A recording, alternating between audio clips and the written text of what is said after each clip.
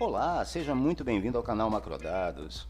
Eu sou Fábio Lírio e nesse vídeo iremos iniciar a apresentação dos recursos disponíveis no programa para transformar os dados, além das ferramentas estatísticas e de econometria para analisar e relacionar indicadores, bem como os recursos para a elaboração de projeções.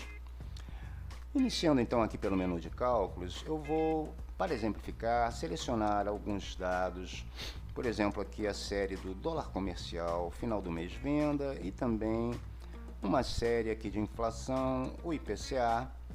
Eu tenho então essas duas colunas. Note que o dólar comercial em novembro fechou em R$ 5,33 para a venda. E aqui eu tenho a série do IPCA, que, como vimos nos vídeos anteriores, é uma média ponderada de vários componentes. Vamos então fazer um cálculo de variação, escolhendo as séries que vão ser calculadas. Vamos fazer uma variação n períodos, quando n é igual a 1, uma variação percentual, ou seja, eu vou verificar quanto variou em termos percentuais do mês corrente em relação ao mês anterior. O programa vai criar novas séries, então eu tenho aqui as novas séries criadas.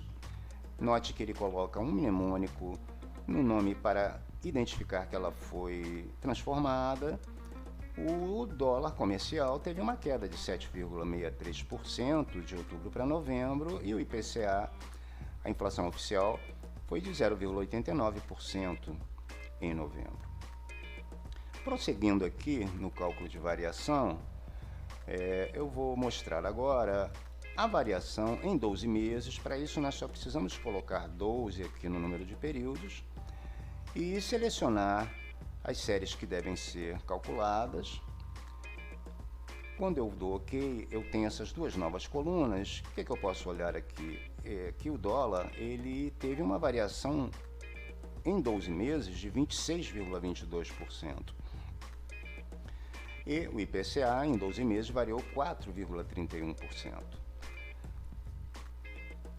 Da mesma forma, eu vou mostrar nesse cálculo de variação um cálculo de variação absoluta. A variação absoluta, ela corresponde a uma diferença. Vou abrir aqui um parênteses para falar que sempre nós podemos recorrer aqui ao ajuda, que nos leva para o manual do Macrodados. Tudo está muito bem explicado aqui. Podemos ver a fórmula aqui da variação percentual, que acabamos de usar, né? E a variação absoluta, que corresponde ao nível menos de um ρ vezes o nível de um período t menos n. Quando o ρ é igual a 1, ela é uma diferença, que é isso que nós vamos fazer. Vamos calcular aqui a variação absoluta para o fator de correlação serial igual a 1, número de períodos igual a 1, ou seja, é o mês corrente menos o mês anterior, no caso aqui para o dólar. O que podemos concluir é que de outubro para novembro o dólar perdeu 44 centavos, e aqui a série histórica das diferenças.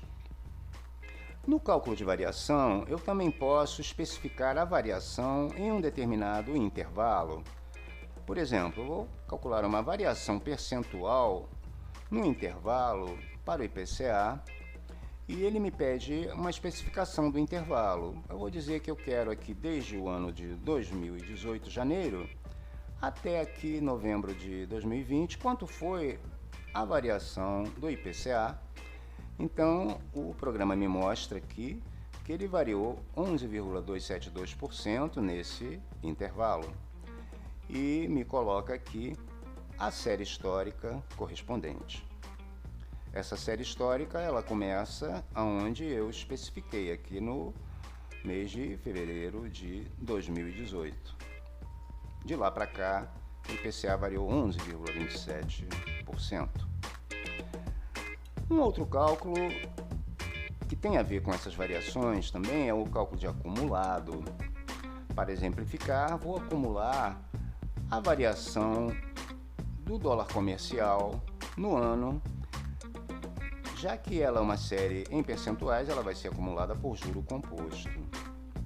Quando eu dou OK, eu obtenho aqui os acumulados. Por exemplo, em janeiro a variação foi de 5,92, em fevereiro acumulou com 5,37, foi para 11,61, e assim foi acumulando ao longo do ano, de forma que até novembro o dólar acumulou 32,28% de variação no ano.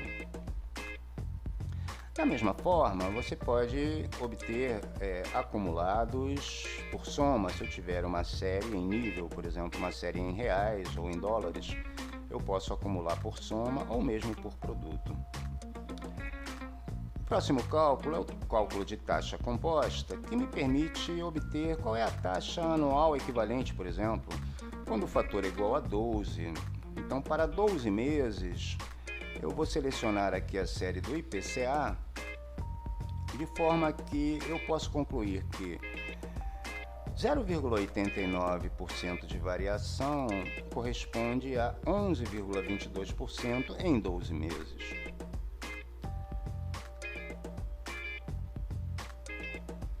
O próximo cálculo, converter variações em índices, permite transformar uma série que é em variação para número índice. Por exemplo, algumas séries elas são fornecidas em termos de variação percentual apenas, ok?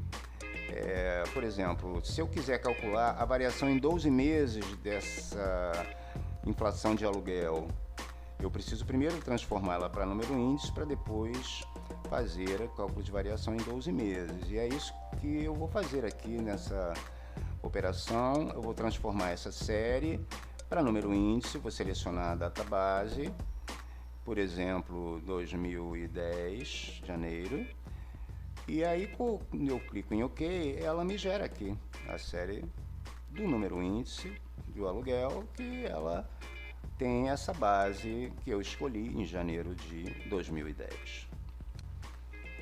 Espero que vocês tenham gostado. Caso gostarem, por favor, deem seu like, recomendem para pessoas que possam se interessar e não deixem de se inscrever no canal, pois assim vocês ficam sempre por dentro das novidades, ok?